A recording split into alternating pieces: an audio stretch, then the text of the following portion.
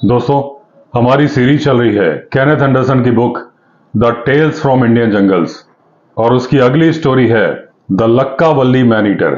अगर आप कभी जाएंगे मैसूर राज्य में और उसके पश्चिमी हिस्से में जाएंगे तो वहां पर आपको एक छोटा सा शहर मिलेगा तारिकेरी।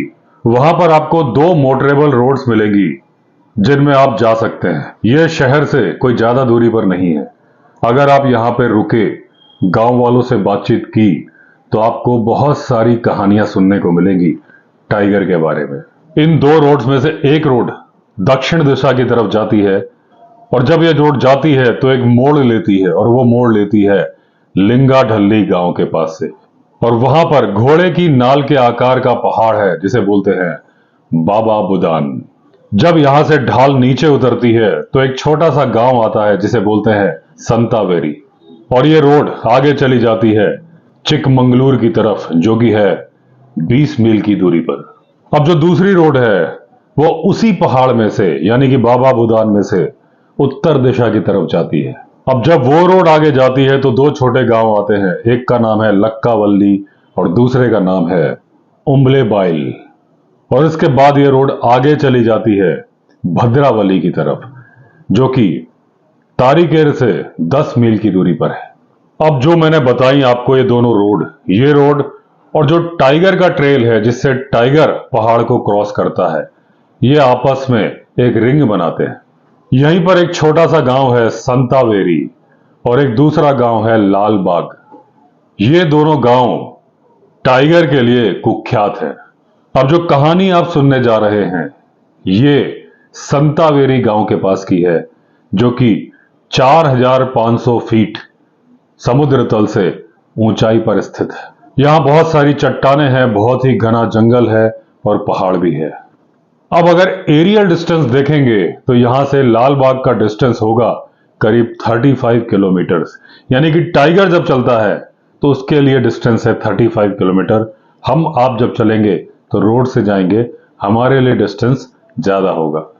अब जो लालबाग है वो कम ऊंचाई पर है, करीब 1000 फीट का फर्क है, यानी लालबाग 3500 फीट समुद्र तल से ऊंचा है, लेकिन जंगल गजब का घना है। अब एंडरसन अपने एक दोस्त से मिलने के लिए गए थे जिसका कि नाम था डिक बर्ड।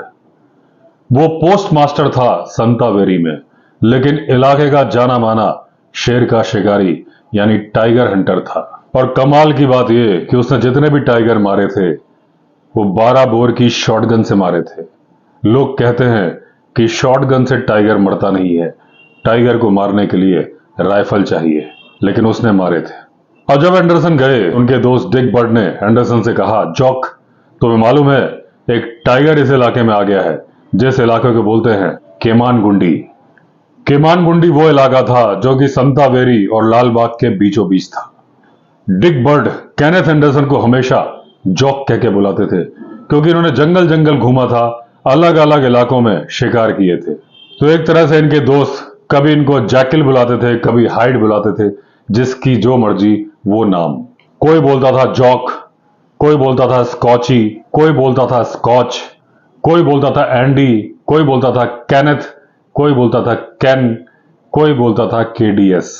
बचपन में इनके दोस्त एंडरसन को स्नेक चार्मर बुलाते थे क्योंकि इनकी आदत थी अपनी शर्ट के अंदर सांप को रख लेते थे और जब क्लासरूम चलता रहता था वहां पर सांप छोड़ देते थे। कभी चर्च जाते थे, वहां पर सांप छोड़ देते थे।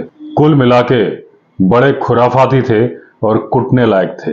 लेकिन एंडरसन बोल रहे हैं कि यह बहुत पुरानी बात है, अब मुझे कोई स्नेक चार्मर नहीं बोलता क्योंकि मैं वैसी हरकतें भी नहीं करता। सबसे ज्यादा दिक्कत एंडरसन को तब होती थी जबकि दूध वाला जो कि इनके बेटे डोनाल्ड का फ्रेंड था इनको डॉट बुलाता है।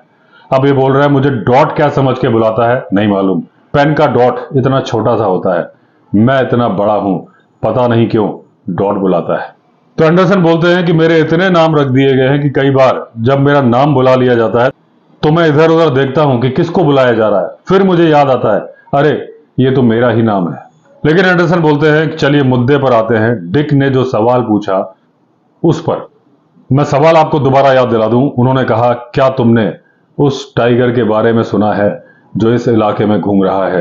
एंडरसन ने जवाब दिया नहीं, मैंने नहीं सुना है, मैं सलेम डिस्ट्रिक्ट में ज्यादा एक्टिव हूं, इस इलाके में ज्यादा आया नहीं, तो मुझे यहाँ के बारे में जानकारी नहीं है, लेकिन अब मुझे लगता है कि मुझे इन पहाड़ियों पर भी घूमना चाहिए, क्योंकि यहाँ पर टाइगर तो बहुत ज्यादा है। डिक ने कहा, हाँ ये बात सच है, यहाँ पर टाइगर बहुत ज्यादा है, लेकिन नॉर्मल टाइगर है जो जानवरों को मार देते हैं, पालतू पशुओं को मार देते हैं, लेकिन जिस टाइगर के बारे में मैं तुम्हें बता रहा हूं यह स्पेशल है। अब डिक ने बताया कि चरवाहों ने उन्हें बताया है कि एक बहुत ही बड़े साइज का टाइगर है, बड़ा ही दुस्साहसी है और चरवाहों के सामने ही उनके जानवरों के झुंड पर हमला कर देता है। भले ही वो रोड पे चल रहे हों, जंगल में ना गए हों, तो भी हमला कर देता है और उसमें से सबसे मोटी तगड़ी गाय या भैंस उठा लेता है, जिसको वो पहले से ही सेलेक्ट कर लेता है और उसको झटका देता है और वो गाय उसकी पीठ पर आ जाती है और उसे कैरी करके ले जाता है। ऐसा कई बार हुआ है और जो संतावेरी है उसके कुछ किलोमीटर के दायरे में ही हुआ है। कुछ चरवाहों ने हिम्मत करी और टाइगर को डराने की कोशिश करी। जब उसने गाय या भैंस मार दी और उसको खाने की प्रोसेस में था, उस पर पत्थर फेंके, जोर जोर से आवाजें की, लेकिन वो टाइगर दुस्साहसी था। उसने गाय या भैंस को छोड़ा और इनकी तरफ दौड़ा चार्ज करने। इन्होंने अपने सर पर पैर रखे और भाग गए और बाद में इन्वेस्टिगेशन से मालूम चला कि जब टाइगर ने इन लोगों को डरा दिया, वापस लौटा, उस मारे गए पशु गाय या भैंस को उठाया और चलता बना। और इस टाइगर की एक खास बात है, ये गले से उठा के ले जाना पसंद नहीं करता। हर जानवर को गले से पकड़ता है, झटका मारता है, अपनी पीठ पे टांगता है और कैरी करता है। अब ये ऐसा क्यों करता है? या तो ये टाइगर बहुत बड़ा है और या फिर इसके मन में पहले से तय होता है कि इस शिकार को मुझे बहुत दूर कैरी करना है और इसलिए पीठ पर कैरी करना आसान होता है। अब इस बात की भी संभावना थी कि ये टाइग्रेस हो और उस शिकार को अपनी गुफा में ले जाना चाहती हो जहां उसके बच्चे हों, और इसको इतनी भी समझ थी कि जब मैं इतनी दूर इस शिकार को कैरी करूंगी या करूंगा तो वो झाड़ियों में फंस सकता है, इसलिए उसको पीठ पर ले जाओ, शांति के साथ पहुंच जाओ। अब डिक ने कहा कि यार अगर मुझे छुट्टी मिल जाए तो मैं इस टाइगर को जरूर मार दूंगा, साम दाम दंड भेद से, लेकिन 2 दिन की छुट्टी लेना भी बहुत ही समस्या का काम है, क्योंकि मेरे बदले में जो काम करने आता है वो तारीकेर से आता है और जो मेरा सुपरिटेंडेंट है वो पगला जाता है, अजीब सी बातें करता है। अब एंडरसन की विजिट कंप्लीट हो गई, वो बैंगलोर आ गए और इस टाइगर के बारे में भूल गए, क्योंकि उन्हें पशु मारने वाले टाइगर्स में कोई इंटरेस्ट नहीं था। एंडरसन का इंटरेस्ट था आदमखोरों में। अब एक दिन डिस्ट्रिक्ट मजिस्ट्रेट के ऑफिस में एंडरसन को जाना पड़ा। उन्हें एक स्टैम्प पेपर खरीदना था जिसकी कि उनको जरूरत थी। तो स्टैम्प वेंडर के यहाँ एक भारतीय जेंटलमैन से एंडरसन की मुलाकात हुई। वो बड़े खींच से रहे थे क्योंकि जिस प्रकार का स्टैम्प पेपर उन्हें चाहिए था वो अवेलेबल नहीं था, लेकिन एंडरसन को जो स्टैम्प पेपर चाहिए था काफी ज्यादा वैल्यू का था और वो उनको मिल गया था। अब स्टैम्प वेंडर ने पूछा कि नाम क्या लिखना है। इन्होंने कहा KDS एंडरसन और अपने एंडरसन की स्पेलिंग स्पेल आउट करके बताने लगे ताकि स्टैम्प वेंडर गलत नाम ना लिख दे। अब वो जो भारतीय जेंटलमैन थे वो लगातार एंडरसन की तरफ घूर रहे थे। जब एंडरसन को स्टैम्प पेपर मिल गया, इन्होंने पेमेंट कर दी, तब भारतीय जेंटलमैन ने एंडरसन से कुछ बोला। उन्होंने कहा, मुझे माफ कीजिएगा, क्या आप वही एंडरसन साहब हैं जो टाइगर्स को मारते हैं? अब एंडरसन ने कहा कि उम्मीद तो करता हूं कि मैं वही एंडरसन हूं, क्योंकि मैं ऐसे किसी दूसरे एंडरसन को नहीं जानता जिसको ऐसी बुरी आदत हो टाइगर मारने की।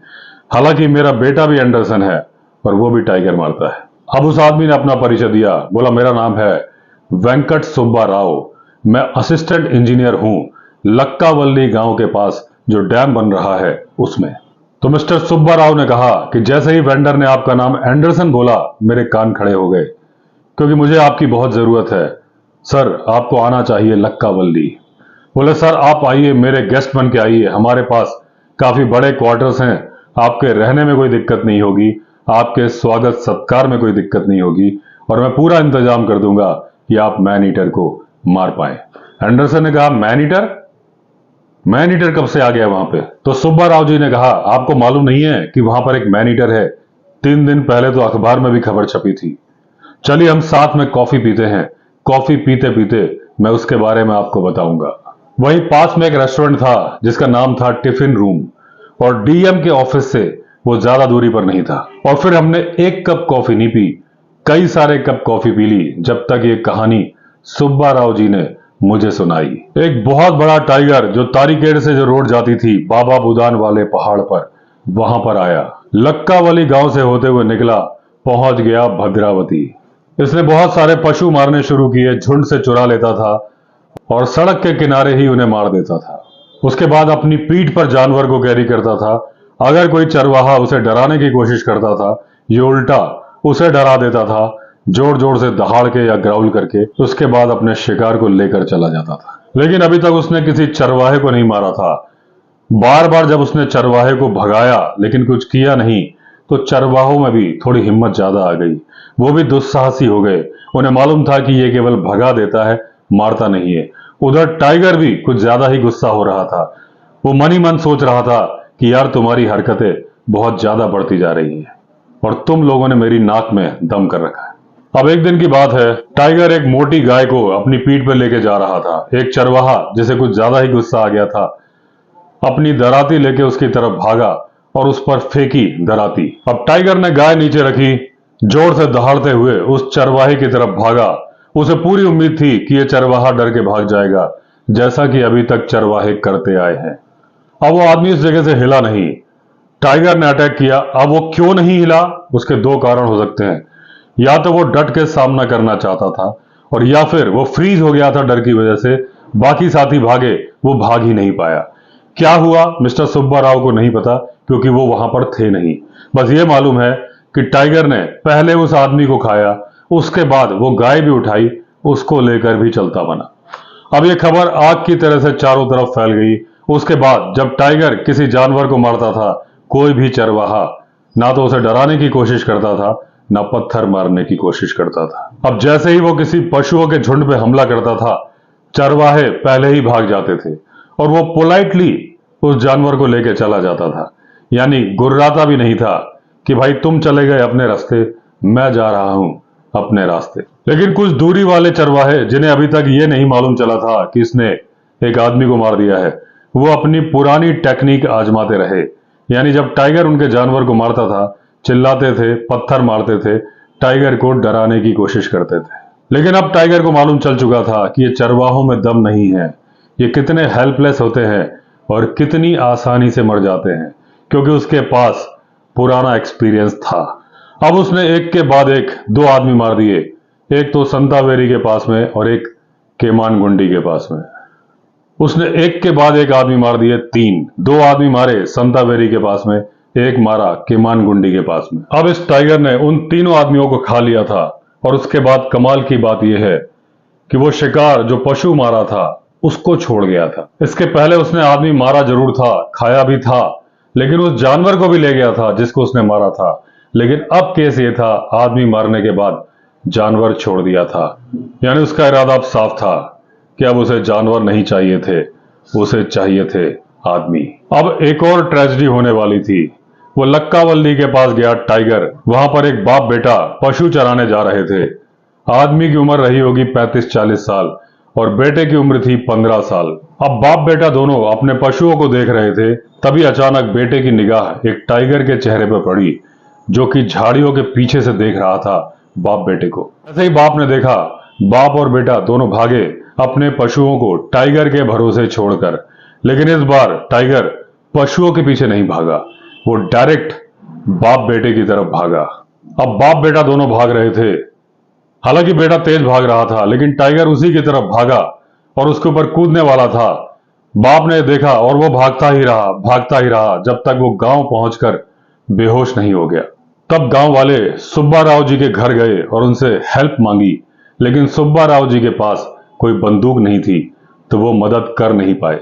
अब उन्होंने सारे डिटेल्स उस पिता से पूछ लिए और वही सारे डिटेल्स उन्होंने एंडरसन साहब को बताए। अब एक हरकारा यानी कि रनर तारिकेर भेजा गया ताकि ये खबर पहुंचाई जा सके। जानवर हड़बड़ाहट में भाग के गांव आए। जितने जानवर गए थे पूरे के पूरे वापस आ गए, कोई भी घायल नहीं हुआ था। अब अगले दिन कुछ फॉरेस्ट वाले आ गए जिनकी संख्या थी 9। साथ में थे 2 कांस्टेबल जिनके पास थी राइफल और एक सब इंस्पेक्टर जिसके पास थी रिवॉल्वर। ये सारे लोग मिला के 1 दर्जन आदमी थे। इनके साथ में था उस बच्चे का बाप लेकिन उस बच्चे की बॉडी कहीं नहीं मिली और ये लोग वापस आ गए। अब जो डैम का निर्माण कार्य चल रहा था वो रुक गया, क्योंकि कोई भी लेबरर काम करने जाना नहीं चाहता था, कोई अपनी झोपड़ी से भी निकलना नहीं चाहता था। ज्यादातर लोग तारीखेर लौट गए। बहुत सारे ऐसे मजदूर थे जो दूर से साइकिल चला के आते थे, करीब 11 किलोमीटर से, उन्होंने आने से मना कर दिया।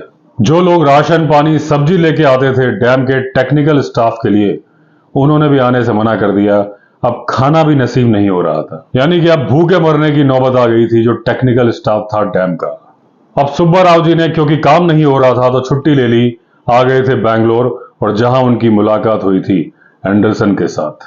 अब एक तरह से सुब्बा राव जी रिक्वेस्ट कर रहे थे, विनती कर रहे थे एंडरसन से कि आप मेरे साथ चलिए और उस मैन ईटर से छुटकारा दिलाइए। हालांकि एंडरसन के पास कई काम थे, लेकिन फिर भी इन्होंने कहा कि मैं आपके साथ चलूंगा, लेकिन मैं 5-6 दिन से ज्यादा रुक नहीं पाऊंगा क्योंकि मुझे बैंगलोर में बहुत सारे काम हैं। अब जो सुब्बा राव जी थे, जिन्हें कि एंडरसन ने वेंकट नाम से संबोधित किया है, बड़े खुश हुए। उन्होंने धन्यवाद दिया कि आप मेरे साथ चल रहे हैं, भले ही 5 दिनों के लिए। हालांकि एंडरसन बोलते हैं कि सुब्बा राव जी को पता नहीं था कि 5 दिन के अंदर मैन ईटर को लोकेट करके मारना बड़ा ही मुश्किल है। अब एंडरसन ने सुब्बा राव जी से कहा कि आप अपने होटल चले जाइए और अपना बेडिंग और सामान ले आइए। आप 3 बजे तक मेरे घर आ जाइए, मैं और आप मेरी कार से चलेंगे लक्कावली। तो दोस्तों, इस पार्ट में इतना ही। अगर आपने चैनल सब्सक्राइब नहीं किया है तो चैनल सब्सक्राइब कर लीजिए। फिर मिलते हैं अगले वीडियो में, तब तक के लिए all the best. Vande Mataram.